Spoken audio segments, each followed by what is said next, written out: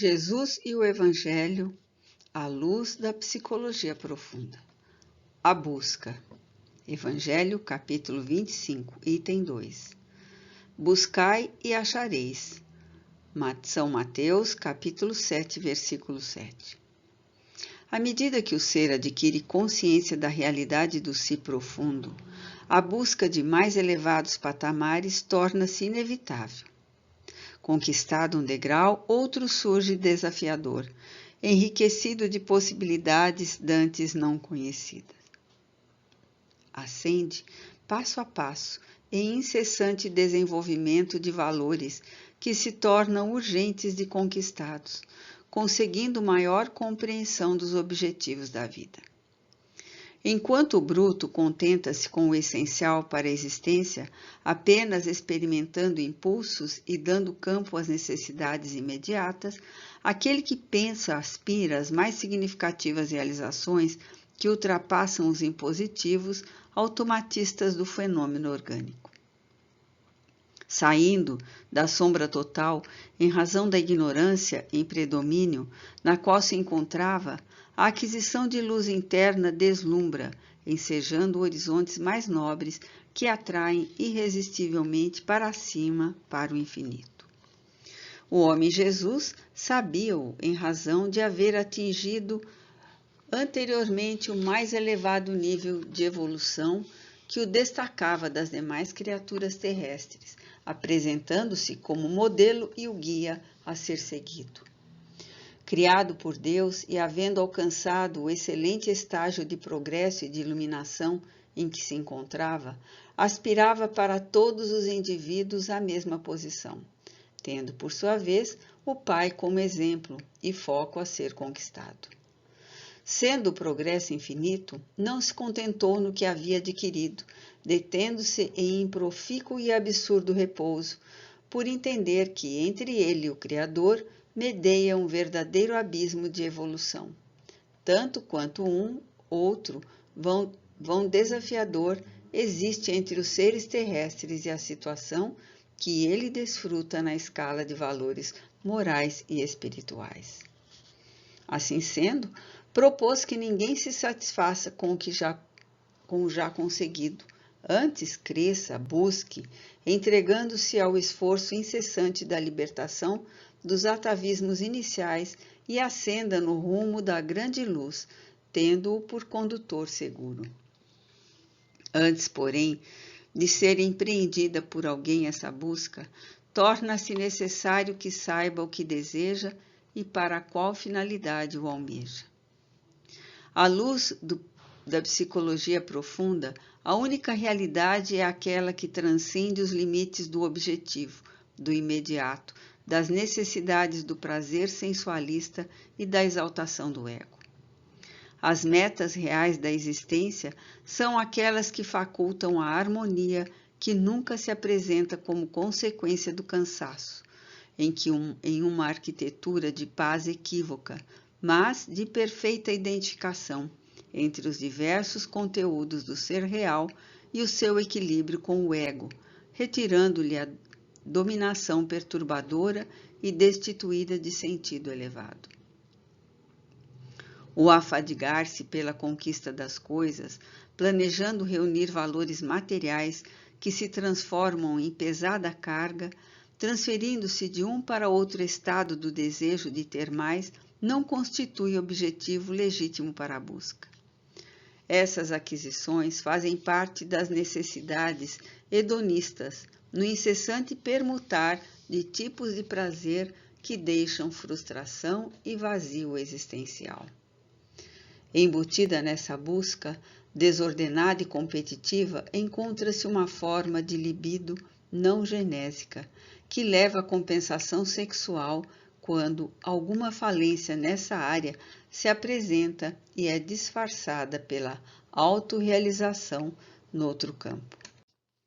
O progresso é resultado de contínuas tentativas de realizações em crescendo sob a inspiração da cultura e do conhecimento. Dilata-se na razão direta em que são alcançados alguns níveis e se desenham outros ainda não atingidos e desafiadores e ricos de possibilidades para o ser que anela crescer e planificar-se. A busca, na acepção da psicologia profunda, é o intenso labor de autoaprimoramento, de autoiluminação, esbatendo toda a sombra teimosa, geradora de ignorância e de sofrimento.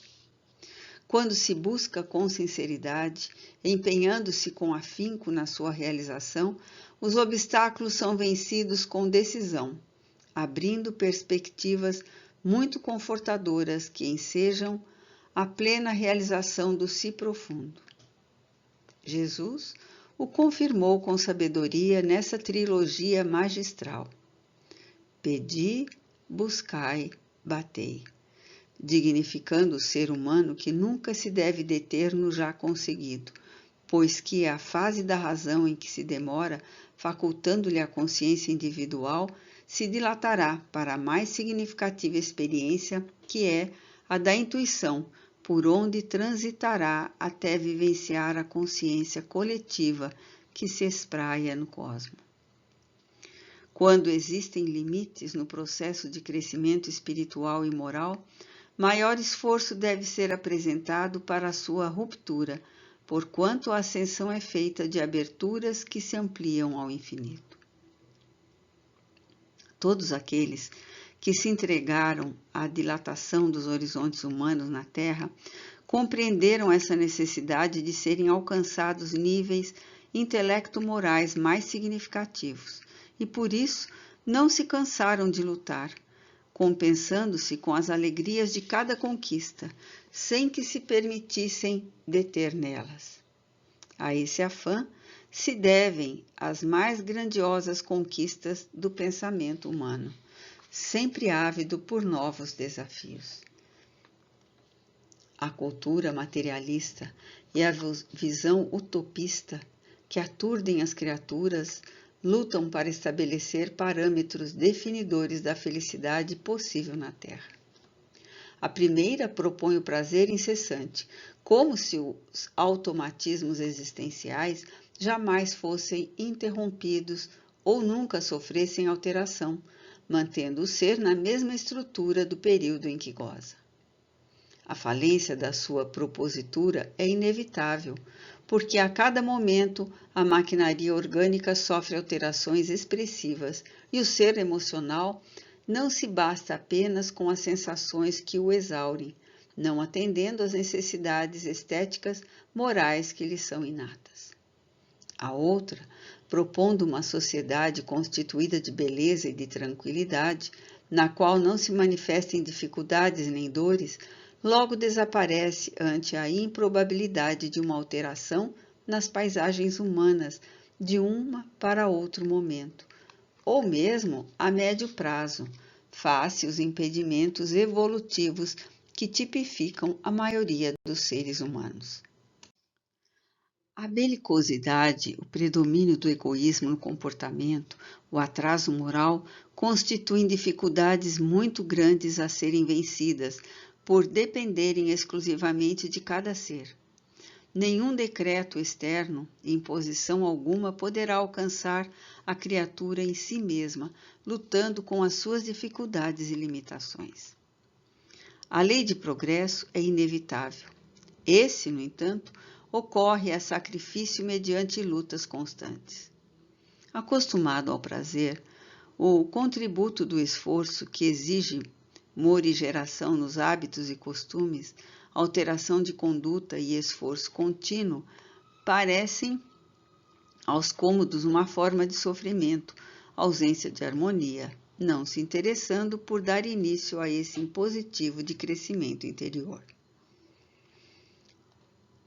A única possibilidade, portanto, de romper-se com essas duas correntes dominantes no concerto social é aquela que o desafia para a conscientização de que tudo quanto o cerca, apalpa, desfruta externamente, tem existência relativa em contextura e em temporalidade.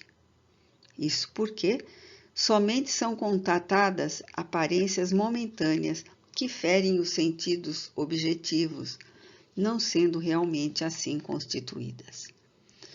Por outro lado, o tempo que pode proporcionar bem-estar é sempre de breve duração em relação à perenidade. Como somente é eterno o ser real, o espírito para ele e para o seu mundo causal devem ser direcionadas todas as aspirações e realizações, de forma que não sofram os planos de felicidade. Qualquer solução de continuidade, como decorrência das circunstâncias materiais em que se vive na Terra. A conscientização da imortalidade, portanto, é de relevante importância para a busca, aquela que não se detém quando se consegue os objetos, as ambições materiais e emocionais que atendem a um momento e logo cedem lugar a novas expressões de ansiedade. O ser nunca se detém no crescimento interior, sempre aspirando por maiores logros.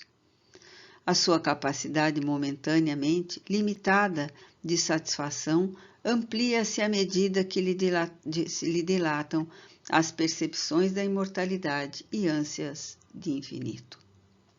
Desse modo, a lição proporcionada por Jesus em grande desafio à criatura humana permanece como diretriz que não pode ser retirada do comportamento espiritual do ser. Buscai e achareis.